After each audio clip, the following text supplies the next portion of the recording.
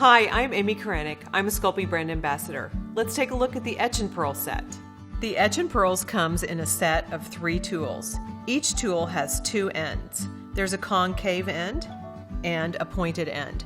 They come in 3, 5, and 6 millimeters. The pointed end can be used for making details in clay, a series of stroking lines, or you can use the other end to make a series of teeny tiny dots.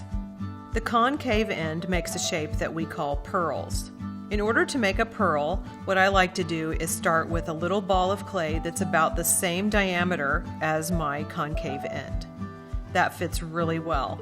Now what I want to do is bring this pearl over to the area of clay that I want to place it in, and I'll just sit it right down in this little area. Then as I release, I just give it a gentle twist and lift. It leaves you with a perfectly shiny and perfectly shaped little pearl.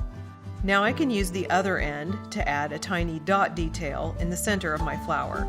Just hold the tool completely upright, straight like that, and with a little drilling motion, I can make the tip go in fine or make a larger hole like so, adding a perfect detail. Let me show you how to make even finer pearl shapes with the tiny tool. I have these little bitty balls of clay that are the same size as the end of the tool, and then I can just add that to my background like so, hold the tool straight up, give it a little twist, and then lift. That leaves you with a perfectly shaped tiny pearl. Again, I can use the other end of the tip to add even more detail. Just twist and lift.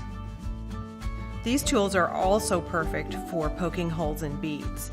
And because they have a consistent size to the shaft, you'll get the same size hole in a series of beads every time. This one is the 3 millimeter. All you have to do is take your ball bead and start a hole right in the middle where you want it. Now I like to use a drilling motion as I go through, and then I'll hold my finger on the other side. As soon as I feel the tip of the tool touch my finger, I know I've gone all the way through. But I don't continue to poke through at this point. What I like to do is back the tool out, turn the bead around, and poke it back through the same hole I just made. That way, any of that little residual clay is trapped inside the bead. Now I just keep twisting and moving the bead toward the center of the tool. And these are aluminum, so they can go right in your oven, and you can bake as many beads as you want to on each Etch N Pearl. The Sculpey Etch N Pearl set is great for all types of projects, from jewelry to home decor.